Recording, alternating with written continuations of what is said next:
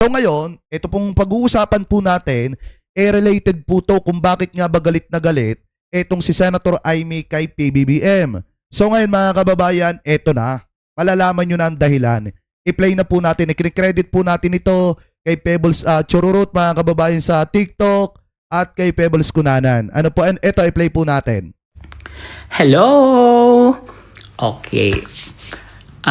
Kahapon nung na-receive ko yung yung info na mangyayaring gulo bukas, na-stress ako sobra. Hindi ko alam kung paano ko siya ipopost or ipapaliwanag kasi kahit i-post ko siya, hindi naman na siguro titigil pa yung mga magrarally bukas kasi naka-schedule na yan, matagal na eh. So, na-stress ako talaga. Ang ginawa ko, pinadala ko dun sa isa kong friend na vlogger, sabi ko sa kanya, kapatid ko na bahalang post.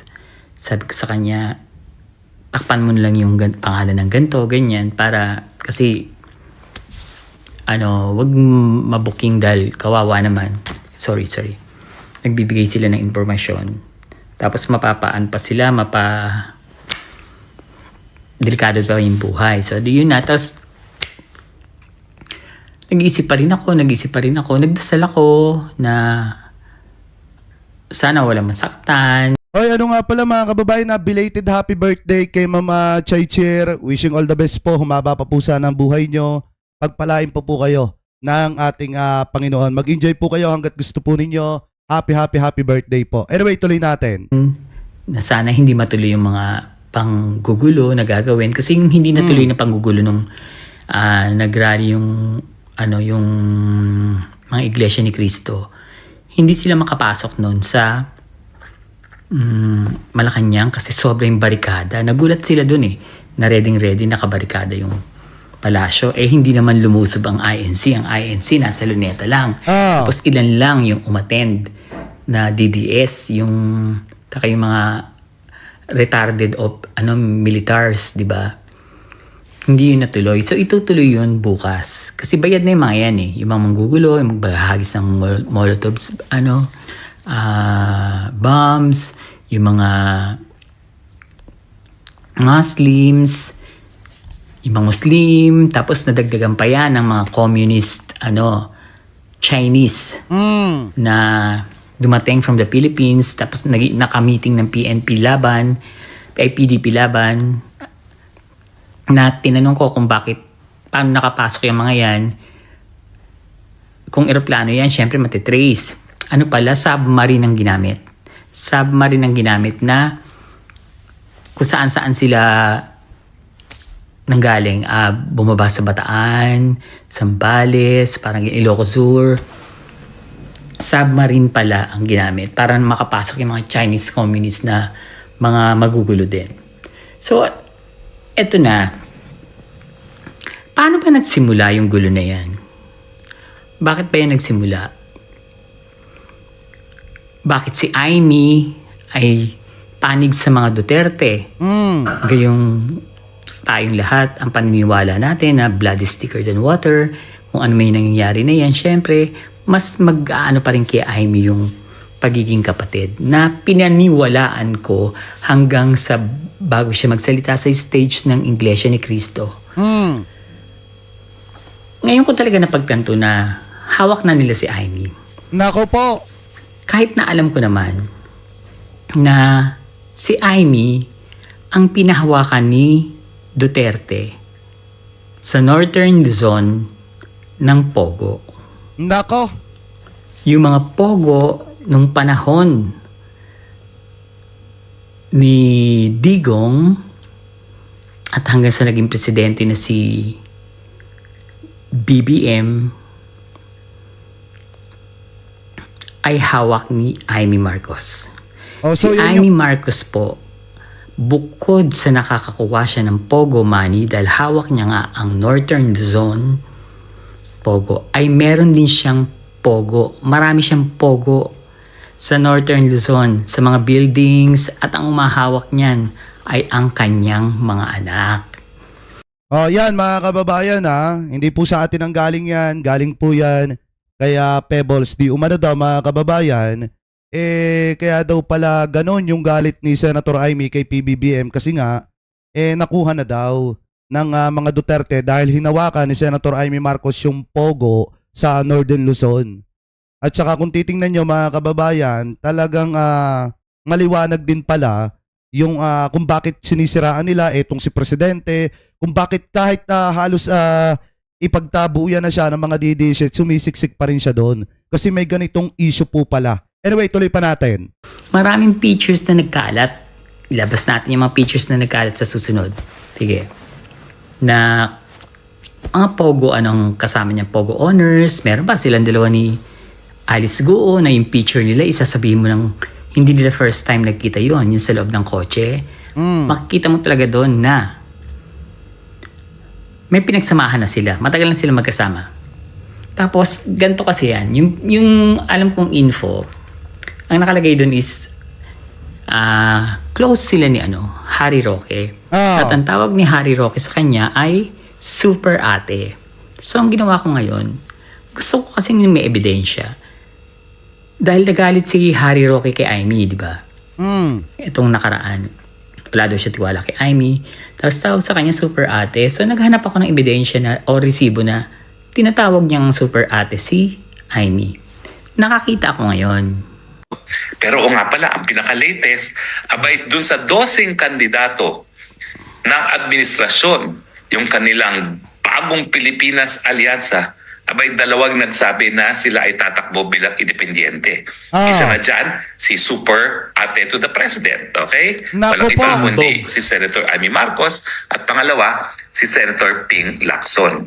Well, Ayan, di ba? Nakita niyo na, naghanap ako ng resibo na ang tawag sa kanya is super ate. So meron. Magachika talaga sila ni Roque sa Pogo. Magachika si Amy at saka si Roque. Kailan lang sila nagkatampuhan nung pinipilit kasi nila si Amy na magsalita na adik si BBM. Alam ko yan. Time pa lang na binabatikos ko si BBM. Nagagalit si Maharlika noon. Bakit Kasi kung titingnan nyo mga kababayan, di ba may mga nasabi din tayo dito kay Pebbles ng mga una-una kasi nga isa po siya sa bumabatikos dati kay Presidente. Yun pala mga kababayan, kaya pala napipilitan silang sabihin yung mga bagay na yon kasi may mga ganito po palang senaryo. Anyway, tuloy pa natin. ayaw sabihin ni Amy na bangag at gumagamit si BBM? Yun yung time na nag-uumpisa na si Sara na batikusin si BBM. Yung marami na siyang sinasabi, papapugutan niya ng ulo, yung tapos yung ipatatapon yung bangkay ni Fem sa WPS, tapos hindi Yun pa nga yung pinakamasakit dun wala man lang ibinigay na kahit na anong komento si Senator Amy dun sa ginawa ni Sarang pambabasto sa kanyang tatay. lang tayo makarinig ng reaksyon from Amy, di ba? Yan kasi talaga yung dahilan. Magkakasama po silang lahat sa Pogo. At eto ang aking report dyan. Saka ko na ilalabas sa inyo yung talaga pang mga iba pang reports na may kinalaman sila sa Pogo at magpartner talaga silang dalawa na tatakbo sa 2028. Dahil mauubos na, magte 10 minutes na naman, kailangan ilabas ko na. Ito yung mga informasyon. Yan. Ito. So, Ito ayon sa aking ayon kay Charlie. Together with Harry Roque, Senator Amy has been associated with Pogo ever since. Pogo operator siya in Northern Luzon. Chinese Pogo operators used to call her Super Ate. That's why Roque is fondly calling Senator Amy as Super Ate also. Karapatan ni Senator Amy yan kasi yan yung usapan nila ni Duterte at Sara. Part yan ng Sarami 2028 sa Pogo kukuha ng pondo para sa 2028. Tatakbong presidente si Sara at BP si Senator Amy. Kaya kaso ang problema mga kababayan, naudlot yung plano po nila kasi nga, di ba pinatotal ban ni Presidente yung Pogo dito sa Pilipinas. kanya ang rights sa Pogo as agreed with Duterte and BP Sara.